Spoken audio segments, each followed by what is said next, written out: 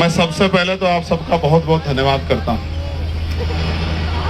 कि एक इस तपती गर्मी में जहां आदमी किसी के बुलावे पे छोड़िए मेहमानदारी में भी ना जाए, जहां उसको बढ़िया रसगुल्ले खाने को मिले, आप लोग इतनी ताकत से जुटे हुए हैं। और इस भयंकर गर्मी में मैं ये कह रहा हूं कि अगर प्रशासन हमें और रास्ता देता तो शायद चाहिए 10 किलोमीटर का होता, हमारे लोग हिम्मत नहीं हारते। मैं ये आपकी मेहनत पे इस बात का मुझे भरोसा है। लेकिन सिर्फ आज की यात्रा पर्याप्त नहीं है। इस यात्रा के बाद हमें लौटना है। हम लोग जाएंगे दूसरे रास्ते, लेकिन आपको लौटना है अपने शहरों में, काम करना है।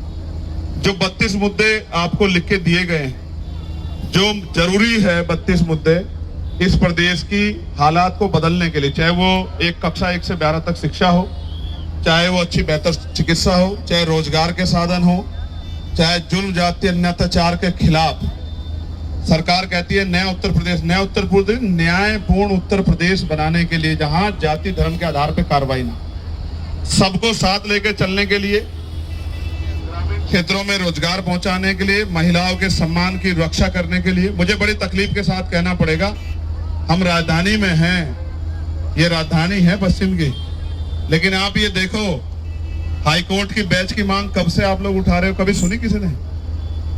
लेकिन 44 दिन तक एक बेटी का शव नाले में पड़ा रहता है, किसी को कानो कान खबर नहीं होती। कैसी कानून व्यवस्था हो गई? मैं आपको ये कहना चाहता हूं, ये लोकतंत्र है, यहाँ कोई मालिक नहीं, यहाँ जनता मालिक है। आपके हाथ में, आपकी उंगली में वो शक्ति है, जिसे चाहो आसमान में बिठा दो, जिसको चाहे जमीन पे पटक दो। आपने सबको मौका दिया है, आपने सबको मौका दिया है। यहाँ आपने कई तरह के मॉडल देखे होंगे। जहां मैं खड़ा हूं, क्या ये स्मेल को महसूस कर पा रहे हो आप? ये शहर का हार्ट है, ये स्मेल महसूस कर पा रहे हो? ये स्मार्ट सिटी है। अगर ये स्मार्ट सिटी है तो मैं कहूंगा मुख्यमंत्री जी को आके यहाँ रहना चाहिए, स्मार्ट सिटी को देखना चाहिए कि हम कैसी जिंदगी को जीते, ये देखना चाहिए मुख्यमंत्री जी को आके। मैं फिर कह रहा हूँ, यहाँ नौजवान परेशान है क्योंकि पेपर लीक हो रहे हैं, यहाँ भर्तियों में घोटाले हो रहे हैं, यहाँ सेंटर पे 400 की जगह पे 800 बच्चों को भेजा जा रहा है। प्रदेश का नौजवान अंगड़ाई लेगा और इस जालिम हुकूमत को उखाड़ के फेंक देगा 2027 में। मेरी बात का याद रखना। आपको हमें कमर कसनी है, घर घर तक पहुंच के लोगों को तैयार करना है, भाईचारा बनाना है और ये बताना है कि प्रदेश हिंदू मुस्लिम की इस राजनीति से नहीं, रोजगार, न्याय, समानता और भाईचारे के शासन से चलेगा, न्यायपूर्ण शासन से चलेगा। अगर हमने मेहनत कर ली तो वो दिन दूर नहीं है, क्योंकि कम लोग मेहनत करते हैं, ज्यादा लोग उनके पीछे चलते हैं।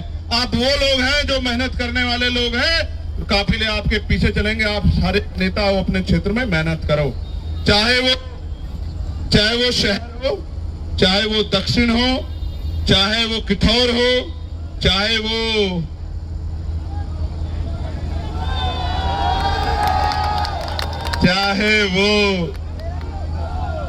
हस्तिनापुर हो, चाहे वो सिवाल खास हो, चाहे वो सरदना हो या कैंट हो, हर जगह हम लोग अपने आप को ताकतवर बनाने के लिए काम करेंगे और इतना मजबूत काम करेंगे। पत्रकार साथियों सुन लो, आपकी कलम मजबूत हो जाएगी लिखने के लिए कि आजाद समाज पार्टी रुकने वाली नहीं।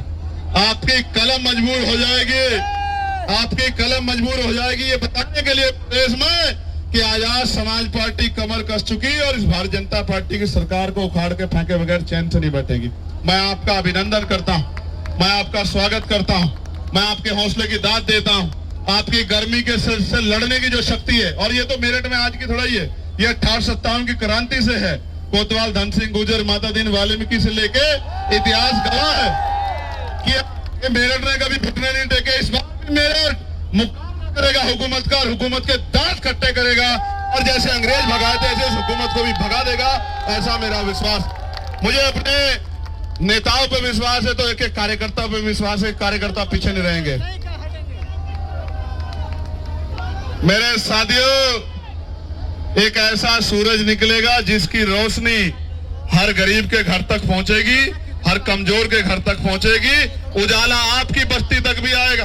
अच्छा, जान हो रही है। मैं यही अपनी बात को खत्म करता हूं और आप सबका बहुत बहुत शुक्रिया, धन्यवाद। जय भीम, जय भारत, जय संविधान।